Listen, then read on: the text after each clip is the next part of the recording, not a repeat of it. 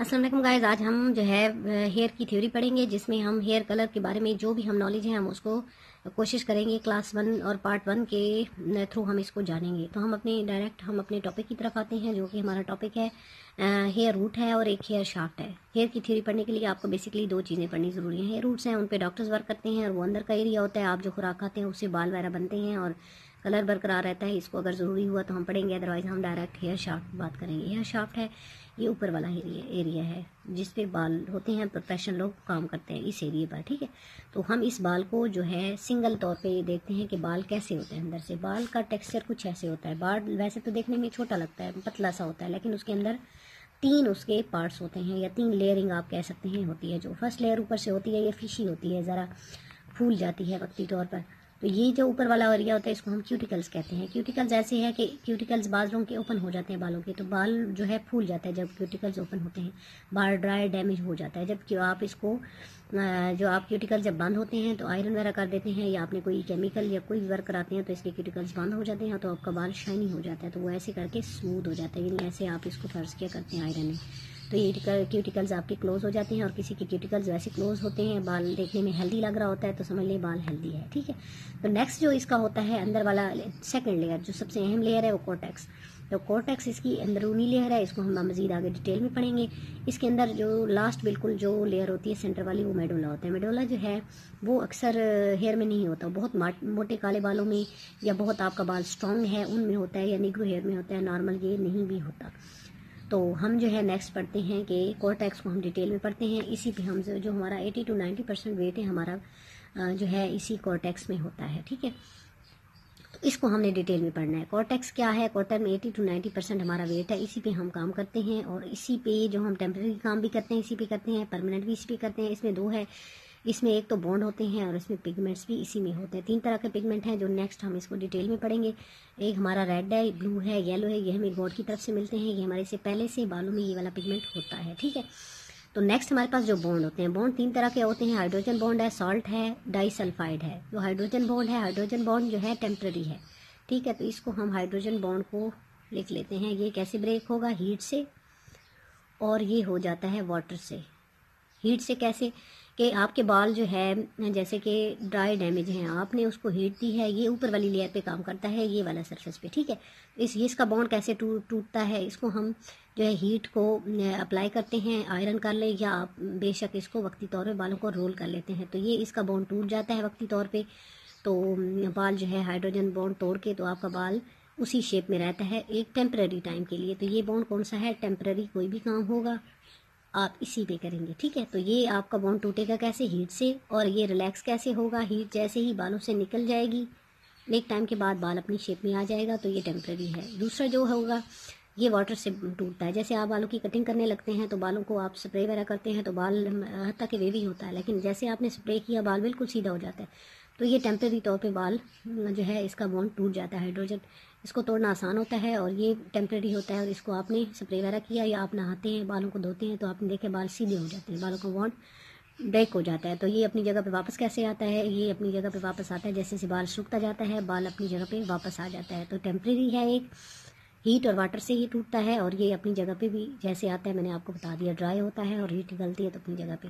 Next जो हमारे पास है pH लेवल है बालों का, साल्ट है। इसके बाद जो बॉन्ड है वो है हमारे पास pH लेवल। तो pH लेवल को भी हम डिटेल में पढ़ेंगे। जो pH लेवल हमारे पास है वो होते हैं हमारे पास, मैं ड्रॉ कर लेती हूँ। वैसे तो जो डायग्राम से समझाना इजी होता है, बट फिर भी स्टूडेंट्स को मुश्किल हो जाती है कि इसको कैसे पढ़ा जाए। 7 न्यूट्रल है इसमें सेंटर में, ठीक है। अगर आपको दिख रहा हो मैं जूम कर देती हूँ। और 1 से लेके 14 तक हमारे पास लेवल्स होते हैं। तो 1 हो गया, 2 हो गया, 3 हो गया, 4 हो गया, 5 हो गया और 6 हो गया। इसके बाद 8, 9, 10, 11, 12, 13 और 14। 7 से इधर होगा तो आपका बाल ऐसे एसिडिक की तरफ जाएगा, इससे इधर होगा तो आपका बाल हो जाएगा एल्कलाइन, ठीक है। तो बहुत ज़्यादा बाल अगर इधर चला जाता है तो भी मसला है, बहुत ज़्यादा बाल पीछे की तरफ जाता है तो भी मसला है। तो न्यूट्रल सबसे ज़्यादा जो होगा वो है 4.5 से लेके 5.5 तक जो बाल है वो हेल्दी बाल है, शाइनी बाल है और अच्छा हेयर है, सब मतलब इसको स्ट्रॉन्ग माना जाता है। अगर इस लेवल पे आप इसके सेंटर में रहते हैं तो आपके बाल हेल्दी हैं। लेकिन अगर आप इससे पीछे चले जाते हैं तो आपका बाल मज़ीद एसिडिक होता जाएगा, तो एसिडिक में ऑयली हो जाते हैं बाल। लेकिन किसी किसी का बाल बहुत ज़्यादा ग्रीसी हो जाते हैं, किसी के बाल बहुत ज़्यादा, तो वो हमारा बाल हो जाता है एक्स्ट्रा एसिडिक। ठीक है, तो इसलिए नॉर्मल जो ऑयल होना, नमी होना बालों में, मॉइस्चर वगैरह, तो वो होना भी ज़रूरी है, और बालों का टेक्सचर अच्छा, तो इसलिए ये है। इससे आगे की तरफ हम जैसे जैसे जाते हैं, बाल जितना इससे आगे की तरफ जाएगा बाल होना जाता है ड्राई डैमेज। तो ये हो गया हमारा पीएच लेवल। इसी पे हम वर्क करते होते हैं और इसको समझना बहुत ज़रूरी है। वैसे तो ये फजूल लग रहा होगा कि पीएच लेवल क्या है। आपने देखा होगा जब भी प्रोफेशनल लोग काम कर रहे होते हैं, वो बालों पे बात कर रहे होते हैं, पीएच लेवल वाला शैम्पू लगा रहे होते हैं, उसको बैलेंस करते हैं डाई के दौरान। तो इसकी ज़रूरत कैसे पेश आती है? आप देखिए कि आपका बाल बहुत ज़्यादा एसिडिक है, आप चले गए हैं पार्लर, वो क्या करेंगे, अगर लेवल इसके लिए पैमाना होता है पीएच लेवल चेक करने के लिए, फ़र्ज़ कि आपके पास है ही नहीं, फिर भी जो प्रोफेशनल होगा वो देख लेगा, आपके बालों को देखते हुए, देखने से ही समझ जाएगा आपका किस लेवल का बाल है और उसने आगे वर्क कैसे करना है। फ़र्क कि आपका बाल बहुत ज़्यादा एसिडिक है और आपने घर बैठे आप कलर अप्लाई कर लेते हैं, तो आपका क्या हो जाएगा, आपका कलर नहीं आएगा। ज़ाहिर है ऑयली ग्रीसी स्कैल्प होगा तो नहीं आएगा, तो या फिर कलर का रिजल्ट कुछ का कुछ आता है। तो या आपका बाल बहुत ज़्यादा एल्कलाइन है और आपने खुद रिबॉन्डिंग चूज़ कर लिया है, या कोई हार्श पहले से आपका ड्राई डैमेज बाल है और आपने जो ट्रीटमेंट ले लिया है वो भी आपका एक्स्ट्रा ड्राई डैमेज वाला ले लिया, तो इस तरह ये वर्क करता है। लेकिन अगर आप प्रोफेशनल तौर पे पार्लर में जाते हैं तो वो क्या करते हैं, आपके बालों को समझ लेते हैं, ट्रीटमेंट वही करते हैं जो आप चाह रहे थे, लेकिन बालों का पीएच लेवल को अपनी जगह पे बैलेंस कर देते हैं। तो क्या हो जाता है कि आपका जो रिजल्ट है 100% हो जाता है आपकी बालों के पीएच लेवल को समझते हुए। अगर ड्राई डैमेज बाल है वो अगर आप रिबॉन्डिंग की तरफ भी जाते हैं तो पहले आपके बालों को पीछे ले जाएंगे लेवल में, एसिडिक की तरफ,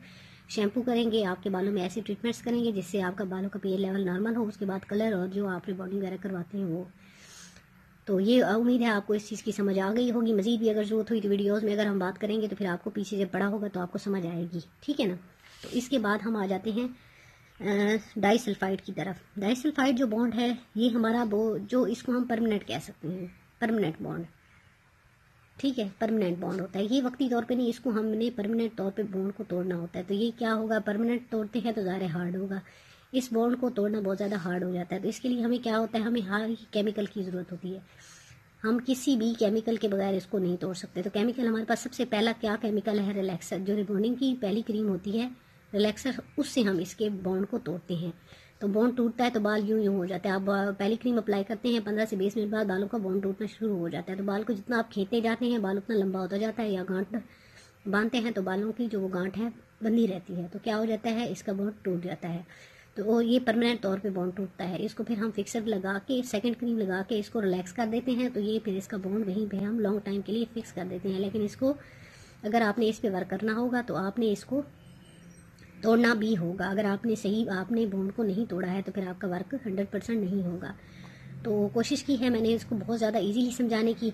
तो उम्मीद है आपको मेरी वीडियो पसंद आई होगी, और मिलेंगे नई वीडियो के साथ। इसमें मज़ीद मैं आपको डिटेल्स के साथ जो भी होगा उसको इसी तरह लिख के, और कोशिश करूँगी बहुत आसान लफ्ज़ों में समझाऊँ, क्योंकि जो भी वीडियोस देखते हैं वो साइंटिफिकली बात करते हैं तो स्टूडेंट्स को समझ नहीं आती। तो कोशिश की है मैंने कि बिल्कुल आम लफ्ज़ों में आपको समझाऊँ, और जब नेक्स्ट क्लास में पढ़ेंगे तो पीछे इन चीज़ों के बारे से बात करेंगे तो आपने दोबारा वीडियो देख लेनी है। मिलेंगे नई वीडियो के साथ। अल्लाह हाफिज़।